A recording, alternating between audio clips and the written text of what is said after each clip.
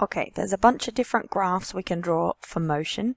The first set of graphs we're going to look at is distance versus time graphs. So on each axis I've done S versus T, so distance versus time. So the first set we'll look at is one that looks like this, if you get a straight line. I should mention what we're looking at when we are going to talk about these graphs is going to be slope.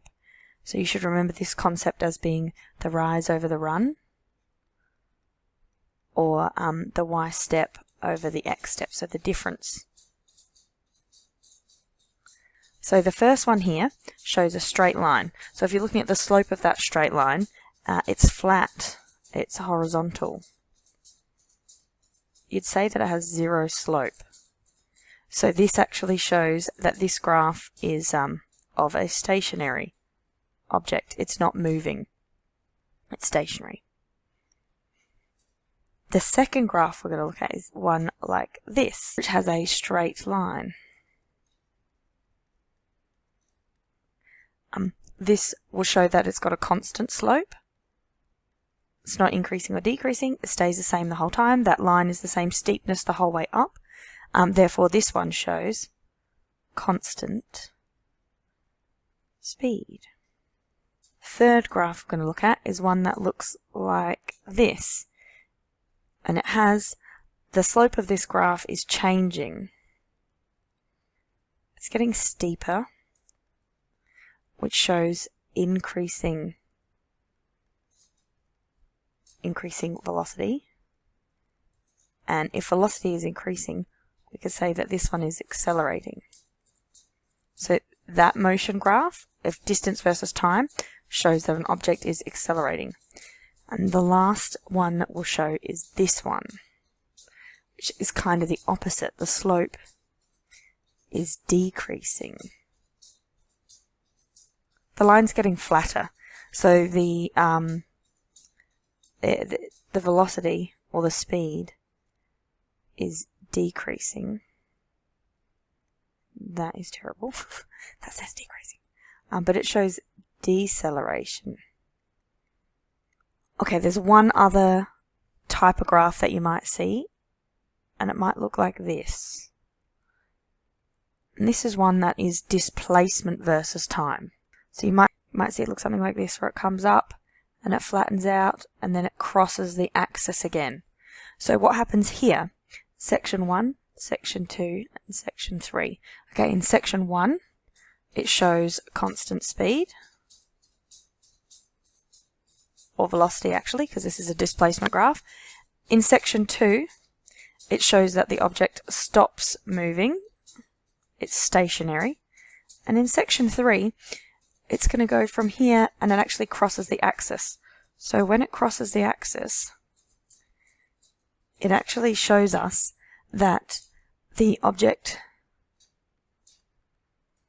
has travelled back past the origin. So if you were looking to read off the graph, you would be able to work out the time for that period and the distance that it's covered, and you could do the distance over time and work out the velocity that it's travelled there. You know that it's a slope of 0 there, so it's actually stationary. And then here, the same thing again. You can read off the same thing there, and you can work out the time periods here, and you can work out the speed there, or the velocity there. But all that line shows us there is that it's travelling back towards where it started, and then it travels past where it started. The second set of motion graphs we're going to talk about is velocity versus time. So the first one, if it looks like this, it's on that x-axis, so it has a 0 for velocity, so that shows that that one is also going to be a stationary object. If you see a graph like this, that one's going to show that it has a value for velocity and that it is not changing with time, so you can say that this one is a constant velocity.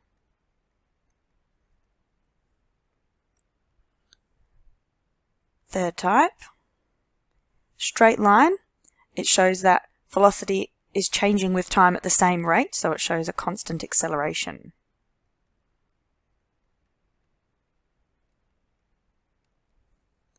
And the last one velocity is decreasing with time, so it shows deceleration or negative acceleration.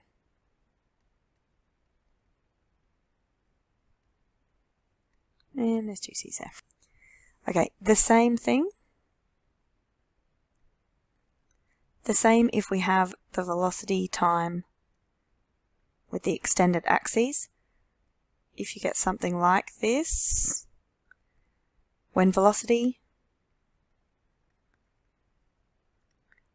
graph crosses the x-axis, it shows that it has changed direction.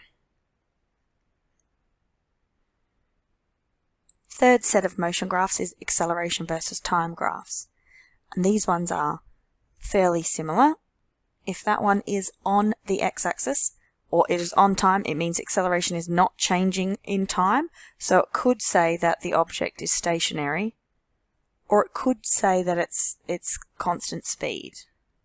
There is no acceleration, so it's just traveling at the same speed the whole time. If your graph looks like this, it's the same thing, acceleration is constant.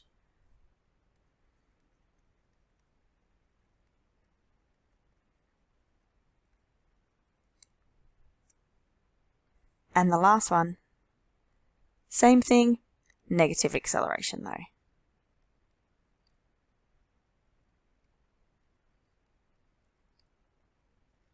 Or deceleration. Okay, let's recap. I'm going to cover 2 different types here. We're going to recap distance time graphs. If your distance time graph is a straight line, you can calculate the slope, and the slope will be the speed or velocity. If your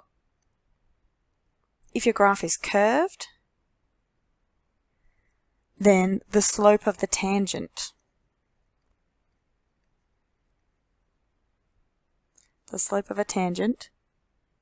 to the curve gives you instantaneous velocity. And for both of them, the area under the graph represents distance.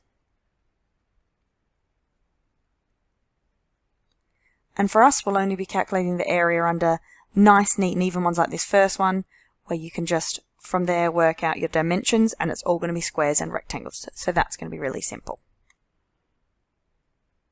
Okay, for velocity time graphs, if you've got one like this,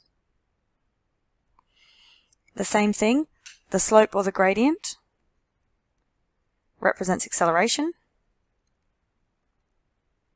Okay, and if you have one like this, the tangent to the curve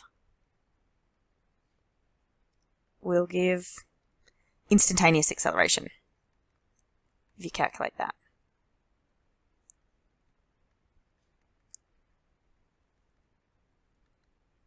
The area under this graph represents displacement.